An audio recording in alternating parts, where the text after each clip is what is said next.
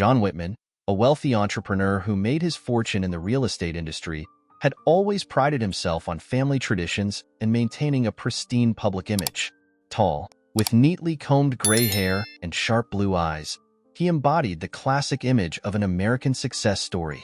He lived in a sprawling estate in upstate New York, with perfectly manicured lawns and towering trees, symbols of his wealth and status. But despite his polished exterior, John harbored deep-seated prejudices, beliefs that shaped his every decision. One evening, in the grand dining room with its mahogany furniture and crystal chandelier casting soft light, John faced his only son, Daniel. The tension in the air was palpable as Daniel, a tall and athletic man in his early 30s, nervously fidgeted with his hands. He had always admired his father, though their relationship had often been strained by John's rigid views. "I'm marrying Aline," Daniel declared, his voice firm but shaky, as if he had rehearsed the line 100 times before finally saying it out loud. John's face tightened, his jaw clenching as his eyes locked onto Daniel's. "Aline?" He spat the name, almost in disbelief. "That woman? She's black?" "Daniel, you cannot be serious."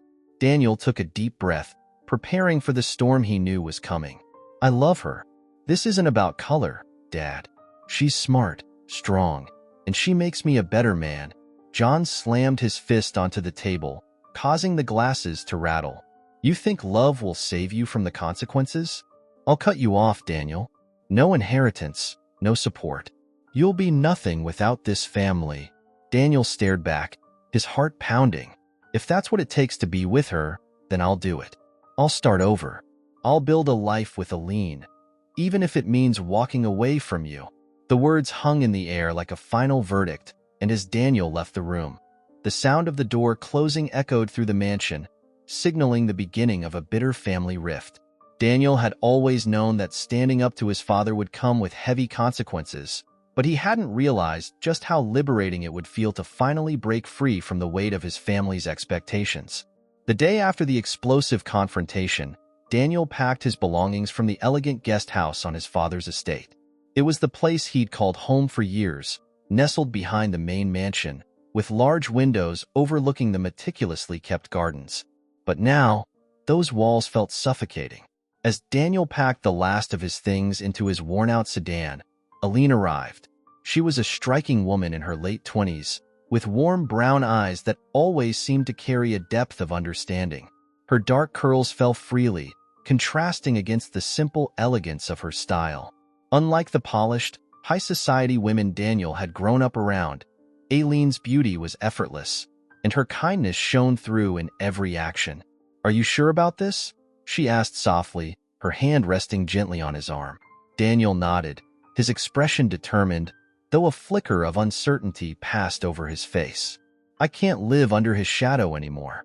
I can't keep pretending to be someone I'm not, just for money or status." Aline smiled, though it was laced with the weight of what they were about to face. "We'll make it work, Daniel."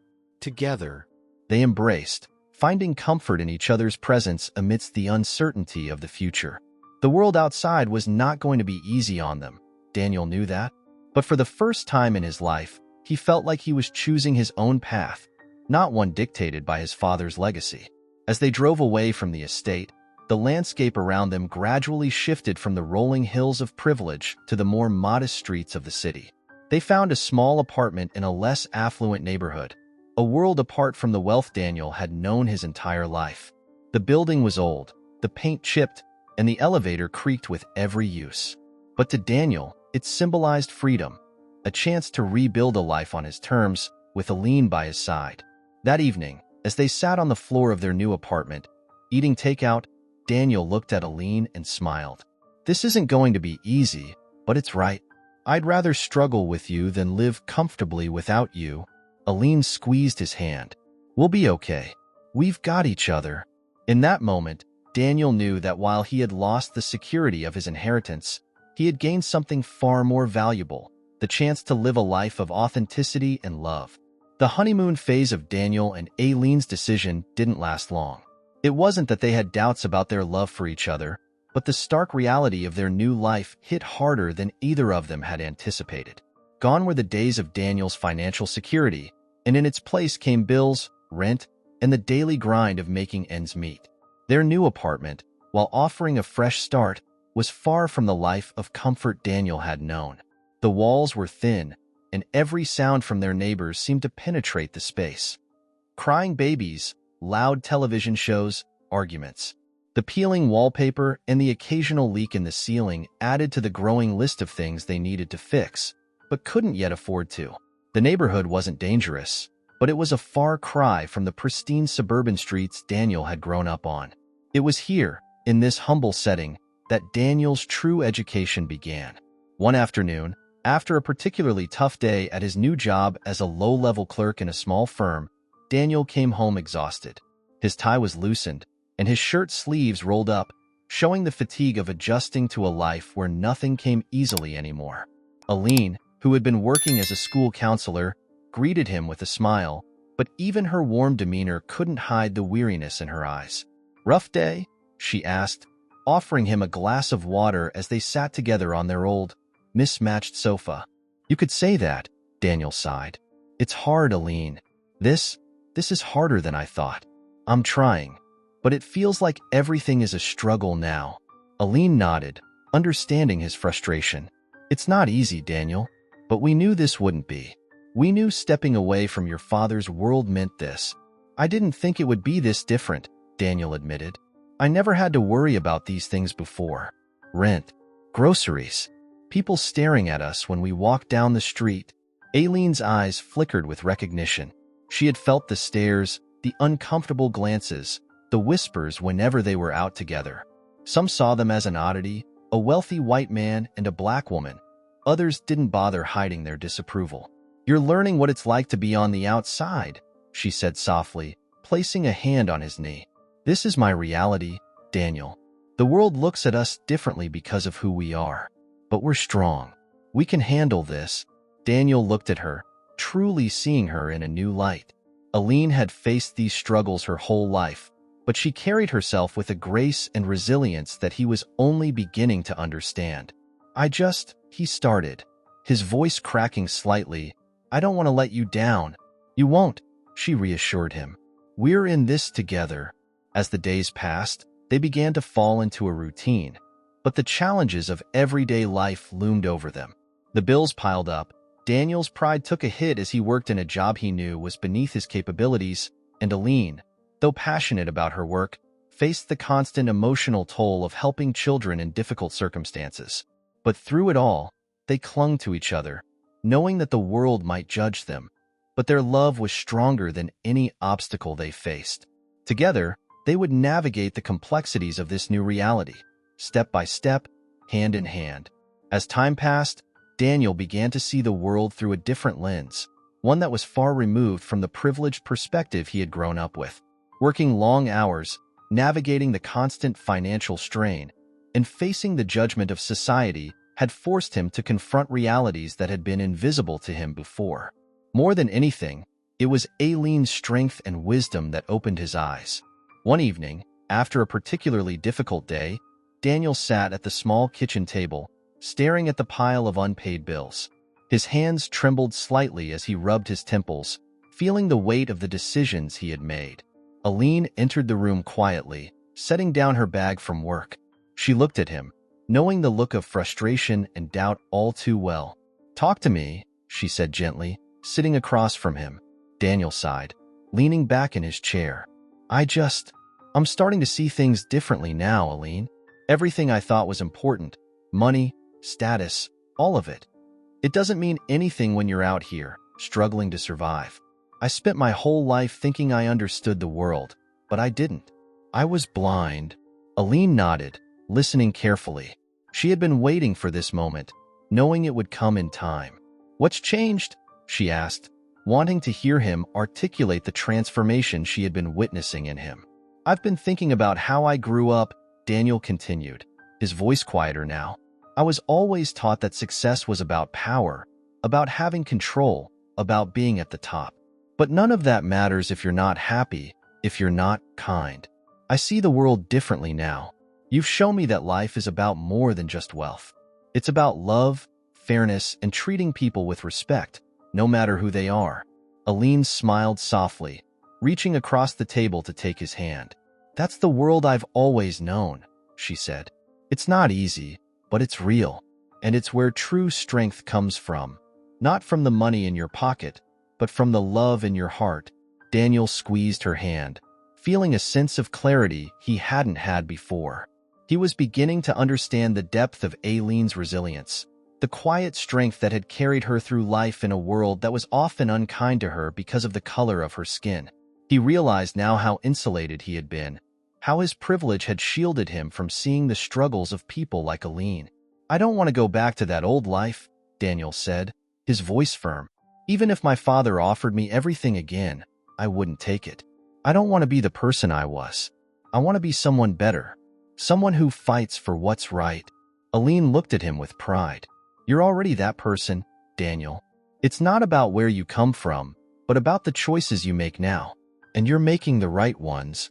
In that moment, Daniel felt a deep sense of peace wash over him. He had finally let go of the values his father had instilled in him, the ones that had prioritized wealth and power above all else. Now, with Aline by his side, he understood that life was about compassion, about standing up against injustice, and about creating a world where love and equality were the foundations. As they sat together in their small, imperfect kitchen, Daniel realized that he had gained something far more valuable than his father's fortune. He had found a new purpose, rooted in love, integrity, and the courage to live a life true to his newfound beliefs. As the months passed, Daniel came to understand just how much he had to learn. Every day, he saw Aline's quiet resilience, her determination in the face of adversity, and how she navigated a world that was often harsh and unforgiving. Aline wasn't just Daniel's wife. She was his guide in this new life, showing him the strength that came from perseverance and the fight against racial prejudice. One evening, after a long day, Daniel sat with Aline on their small couch, their legs tangled together as they unwound. The apartment was dimly lit, the sounds of the city filtering through the cracked windows. They had been talking about their day when Daniel brought up something that had been weighing on his mind. "I don't know how you do it," Daniel said, his voice low with awe. "How you've been so strong all your life, facing everything you have, and still finding a way to push forward." Aline, ever composed, looked at him with a soft but knowing expression. "I didn't have a choice, Daniel," she said. "When you're a black woman in this world, especially in America, you learn early on that life isn't going to hand you anything. You have to fight for it." Daniel nodded, but he knew it was more than that. "But it's more than just surviving. You thrive, Aline. You make me want to be better. You're the strongest person I've ever known." Aline smiled, a little tired but filled with love for the man who was slowly shedding his old skin, learning what it meant to walk a path less traveled. "Strength doesn't come easy, Daniel. It comes from the struggle, from knowing that the world might try to knock you down, but you get up anyway. My mom taught me that when I was young. She faced things that I hope I never have to, but she always told me, you are worth more than this world tells you. Never let anyone make you feel less." Daniel took her words in, his admiration for Aline growing deeper by the second. "Your mom sounds incredible," he said, his voice filled with respect. "She was," Aline replied, her eyes growing distant as she thought of the woman who had shaped her into who she was today. "She faced so much, but she never let it make her bitter. She taught me that love was the most powerful weapon we have. Love for ourselves and love for each other." There was a pause, and then Daniel asked, "Do you ever get tired, though? Of fighting? Of pushing back against the prejudice, the racism, everything?" Aline exhaled deeply, leaning her head back against the couch. "Of course I do. There are days when it feels like too much, when the world just feels so heavy. But then I remember why I fight. I fight for my family, for people who don't have a voice, and for a better future. And now, I fight for us." Daniel leaned in closer, resting his head on her shoulder. "You make me want to fight too, not just for us, but for what's right. I see it now, Aline. I see how wrong everything was, how blind I've been, and I want to be better." Aline kissed the top of his head, feeling the warmth of his body against hers. "You're already on that path," Daniel. It's not about being perfect, it's about trying. Every day we try. Aileen's words resonated deeply with Daniel, and he realized that she wasn't just teaching him about racism or injustice.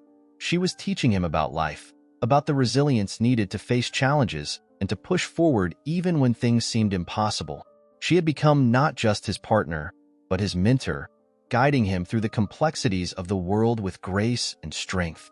As they sat together, Daniel knew that his life had fundamentally changed, and it was Aileen who had been the catalyst for that transformation. With her by his side, he felt a renewed sense of purpose, ready to take on whatever came next, not just for them, but for the fight for equality and justice that they now faced together. After months of struggle, Daniel and Aileen decided it was time to start building something of their own. They had both worked hard, Daniel in his low-level office job, Aileen in her demanding role as a school counselor, but the constant grind had left them exhausted, and they wanted to create a life where they weren't just surviving but thriving. One night, sitting in their small apartment, they began brainstorming ideas. "What if we started our own business?" Daniel asked, pacing back and forth across the living room. His mind raced with possibilities, fueled by a desire to regain some control over their future. Aileen, sitting on the couch, looked at him thoughtfully. "What kind of business?" "We don't exactly have a lot of capital." Daniel stopped and looked at her, a determined spark in his eyes. "We've been through so much already. We've learned how to do more with less. What if we could turn that into something positive, something that helps others going through tough times?" Aileen smiled, the idea starting to take shape in her mind. Something focused on the community, maybe? Like a support service for underprivileged families? "We've seen firsthand how hard it is for people who don't have the resources to get by." Daniel sat down beside her, the energy between them palpable. "Exactly. We could offer services that help people find jobs, provide mentoring, or even offer a safe space for kids. Aileen, you've been doing this kind of work already. You know what people need." Aileen's face lit up, her heart swelling with the thought of making a difference on a larger scale. "We could call it New Beginnings, a place where people come when they feel like they have nowhere else to turn." Daniel nodded, the name feeling perfect. "And we can start small, just like we did with our own lives. Maybe we rent a small space, start offering workshops, job training, and tutoring for kids. We could bring in other volunteers, people who believe in what we're doing." The more they talked, the more the idea solidified.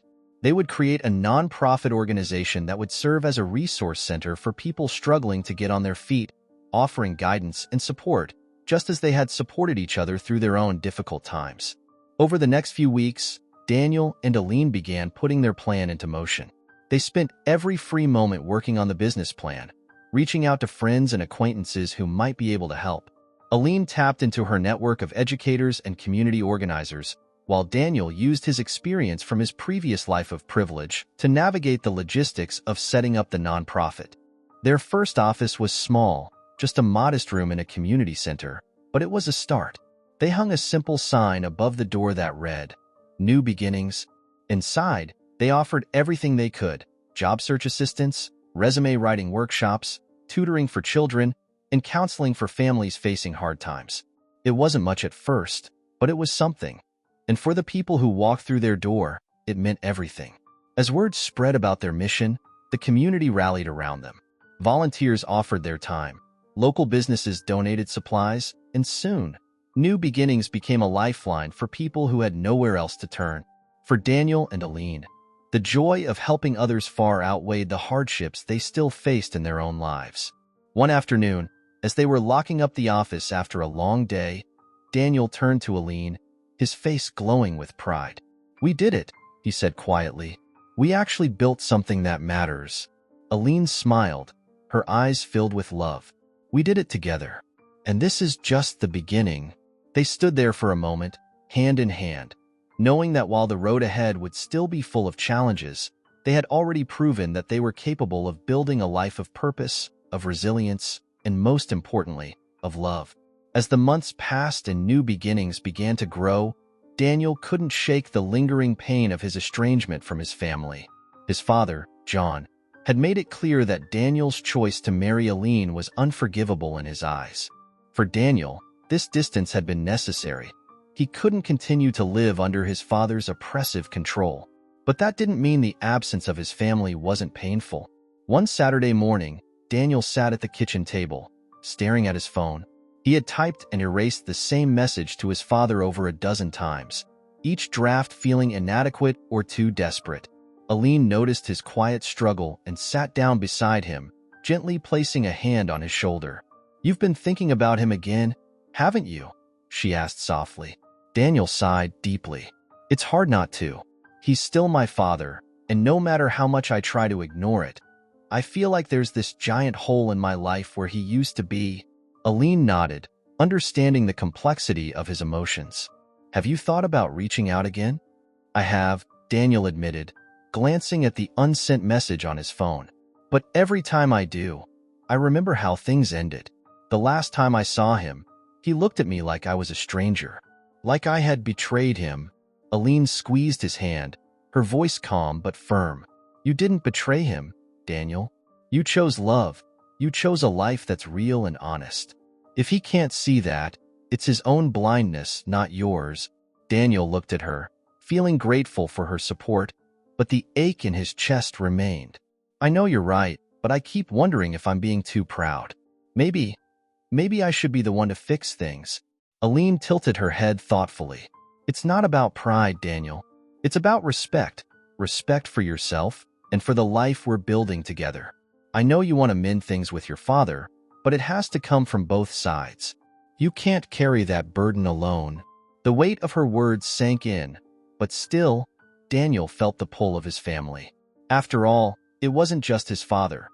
His mother, his cousins, his childhood home, all of it was tied to a part of his identity that he hadn't fully let go of. Over the following weeks, Daniel wrestled with the decision, torn between his love for Aline and the life they were building, and the deep-rooted need for family connection. One day, Daniel decided to make one last attempt to reconnect. He sent a simple text to his father. "I'd like to talk. Let me know if you're willing." Hours passed with no response, and as the day faded into night, Daniel began to accept that perhaps the silence from his father was his answer. But just as he was preparing for bed, his phone buzzed with a message. "There's nothing to discuss. You made your choice." The coldness of the words hit Daniel hard, and as he showed the message to Aline, he felt a wave of finality. His father had not only rejected his life with Aline, but he had also rejected him, his own son. The rejection was as sharp as ever, and with it came the realization that his father would never change. "I'm sorry," Aline said, her voice full of empathy. "I know this hurts." Daniel nodded, his heart heavy. I don't understand how he can be so hateful. I wanted to give him a chance, to show him that we're happy, that this is the life I chose because it's the life I love." Aline wrapped her arms around him, pulling him close. "Some people are too trapped by their own fear and prejudice to see the truth. It doesn't mean you're wrong for wanting that connection, but it also doesn't mean you need his approval to be happy." That night, as Daniel lay in bed beside Aline, he came to a painful but necessary conclusion. He had to let go of the hope that his father would ever come around. The distance between them was not something he could bridge alone, and as much as it hurt, he couldn't allow his father's refusal to overshadow the beautiful life he was building with Aline. From that moment, Daniel knew that his family was here, in this small apartment, with the woman who loved him unconditionally. And while he might always carry a part of that hurt with him, he would no longer let it define his happiness. While Daniel and Aline were building a life filled with love, meaning, and a sense of community, John Whitman, Daniel's father, found himself increasingly isolated. From the outside, nothing seemed amiss. John still lived in his grand estate, surrounded by luxury. His business continued to thrive, and his wealth remained untouched. But inside the walls of his mansion, the emptiness was growing. The people who once orbited John's world had slowly drifted away. His friendships had been based on status and shared interests in power, not genuine connection. And now, as he aged, he found himself more alone than ever. His phone no longer buzzed with invitations to dinners or social events. Business associates treated him with a distant respect, but there was no warmth behind their handshakes. The sprawling estate that had once been filled with the sounds of family and laughter was now eerily quiet. John's wife, always a silent figure in his life, had retreated further into her own world after Daniel's departure. She rarely spoke of their son, choosing instead to bury herself in social events and charity functions. But even she could no longer ignore the growing divide in their family. Their conversations had become brief, transactional, and filled with unspoken tension. The dinners at the long, polished dining table were cold affairs, with nothing but the clinking of silverware filling the silence. One evening, as John sat in his study, a grand room filled with books he rarely read and awards he no longer cared about, he caught sight of an old photograph on his desk. It was a picture of Daniel as a boy, grinning proudly at a baseball game. Standing next to him, the photo stirred something deep within him, a pang of loss that he hadn't allowed himself to feel for a long time. His mind began to wander back to the last real conversation he had with Daniel, when they had stood in the very same study, and John had threatened to cut him off if he married Aline. John had been so sure of his convictions then, so certain that his son would come crawling back, realizing that love couldn't possibly be worth losing everything. But Daniel never did. Instead, John had watched from afar as Daniel and Aline built a life together, a life he couldn't comprehend, one without the cushion of wealth, but apparently full of something much deeper. There had been whispers about their community work, about how Daniel had started a nonprofit with Aline. John had dismissed it, telling himself it was just a phase, that eventually Daniel would come to his senses. But as he sat there, staring at the photograph, John couldn't deny the truth anymore. His son was gone, and it wasn't just because of a marriage. Daniel had chosen a different life, a better life. And John had been too proud, too blinded by his own prejudice, to see it. In the days that followed, John's health began to decline. The stress and bitterness that had festered within him for so long began to take its toll on his body. He started to feel the aches and pains he had once brushed off, and the fatigue that settled into his bones was harder to ignore.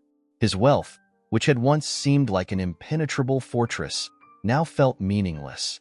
What was the point of having all this money, all this power, if he had no one to share it with?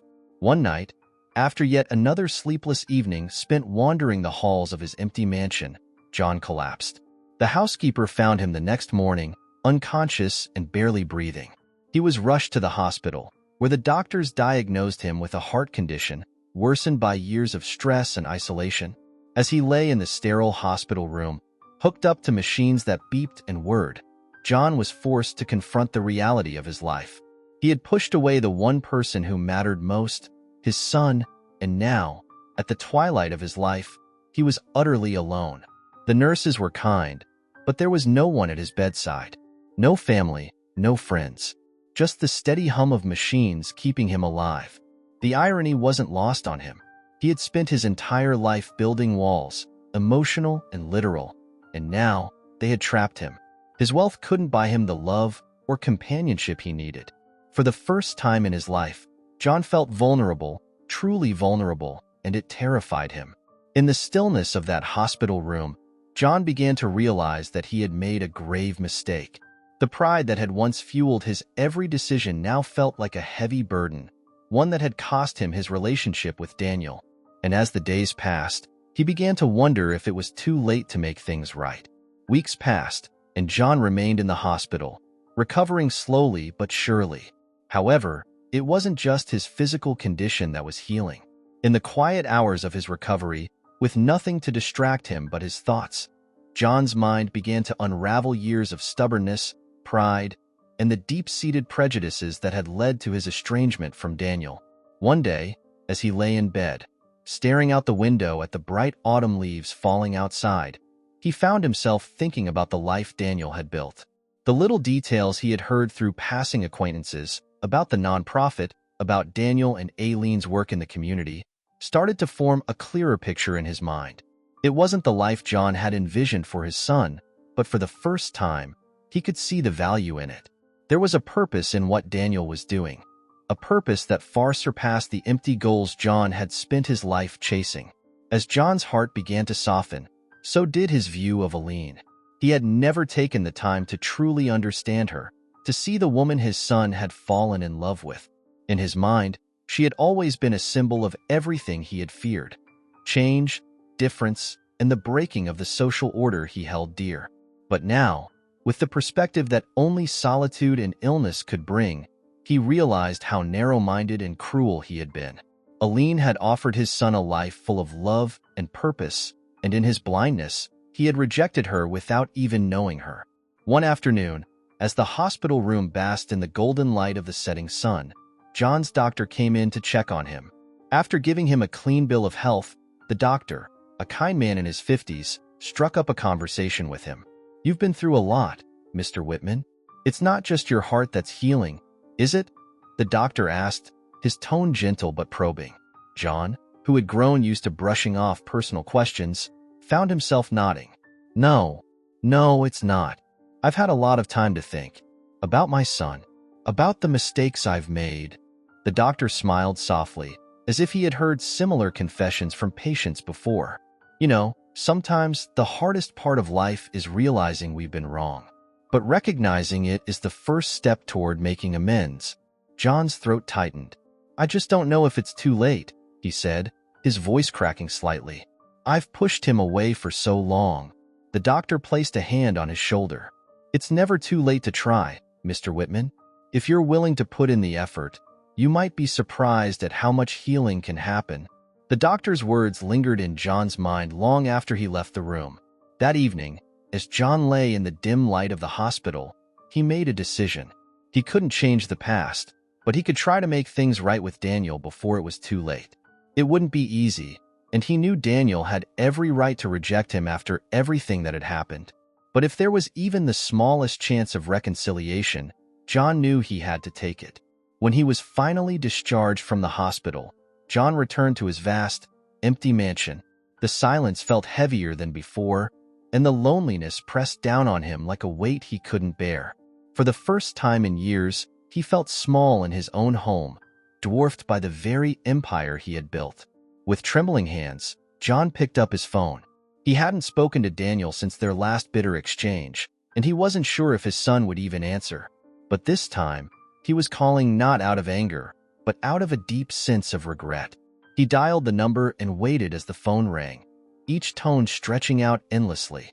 Finally, after what felt like an eternity, Daniel's voice came through the line. "Hello?"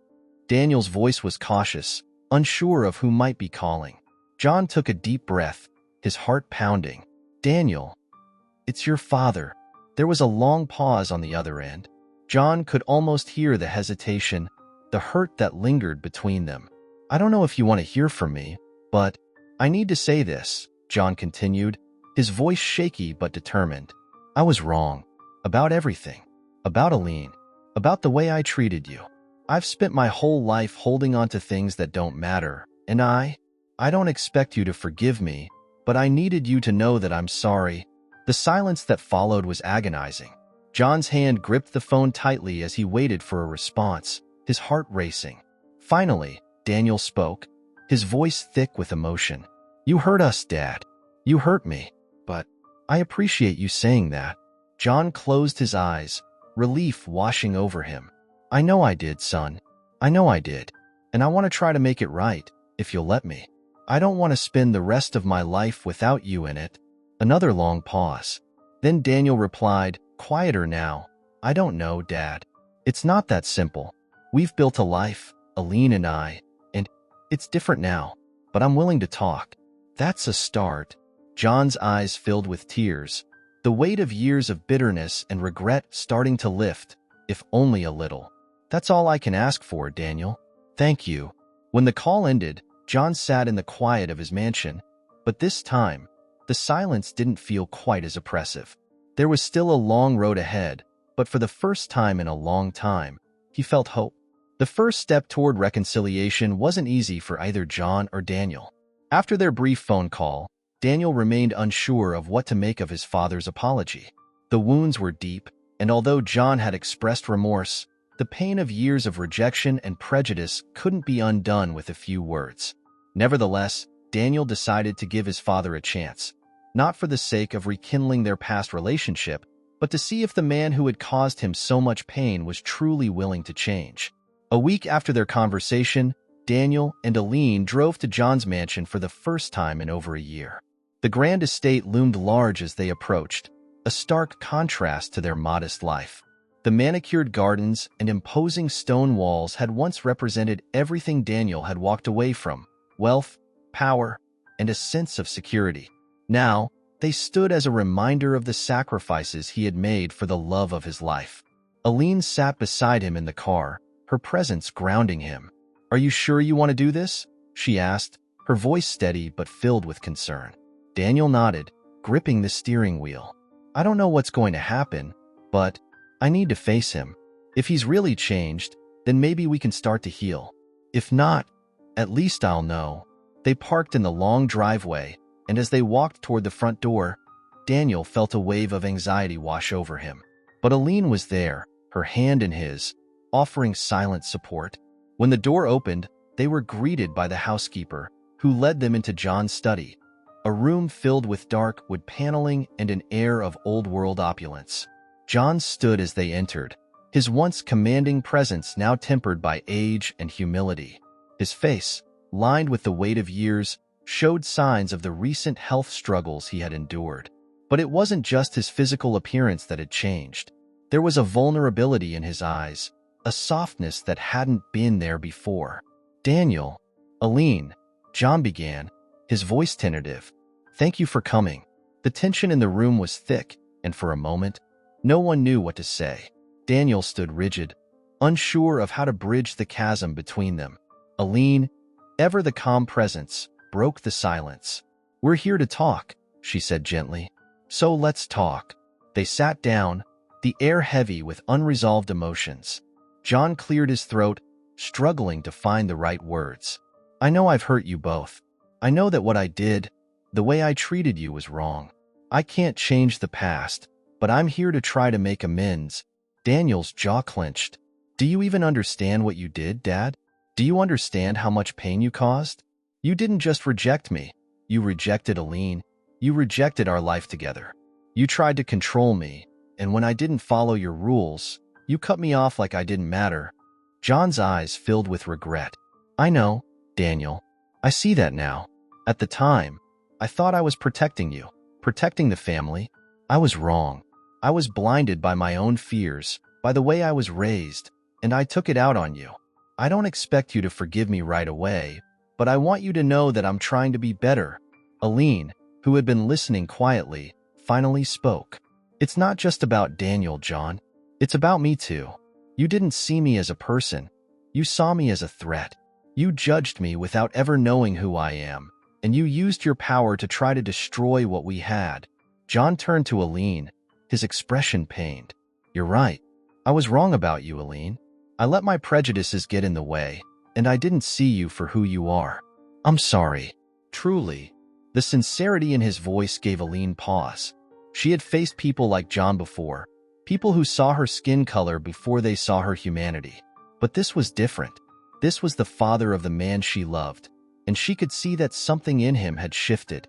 "I believe that you're sorry, John," Aline said slowly. "But understanding takes time. Trust takes time.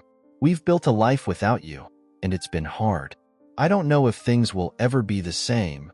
John nodded, accepting her words with a solemn understanding. "I don't expect things to be the same. I just hope. Maybe we can start over.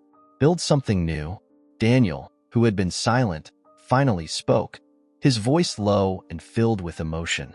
"You have no idea how much I wanted to hear that, Dad. For so long, I've waited for you to realize that life isn't about control or power or what people think of you. It's about love, respect, and standing by the people you care about. Aline and we've built a life together, and it's not perfect, but it's ours. I don't need your money or your approval. What I need is to know that you respect us." John's eyes were misty, his hands trembling slightly as he reached out to his son. "I do, Daniel. I see that now. I was wrong, and I respect the life you've built. I don't deserve your forgiveness, but I hope I can earn your trust again." The room was quiet, the weight of years of pain hanging in the air. But there was something else too, something lighter. It wasn't forgiveness, not yet, but it was a beginning. As they stood to leave, Daniel turned to his father, his heart still heavy but less burdened. This isn't going to be easy. There's a lot of hurt here, and it's going to take time. But I'm willing to try if you are. John nodded, his eyes filled with hope. I'm willing, Daniel. I'm willing. As Daniel and Aline left the mansion, walking hand in hand, they knew that the road ahead would be long and uncertain. But for the first time in a long time, there was a glimmer of hope. The past couldn't be erased, but the future, however tentative, was theirs to rebuild. Leave a like, subscribe to the channel, hit the notification bell, and watch this next story. It's incredibly moving.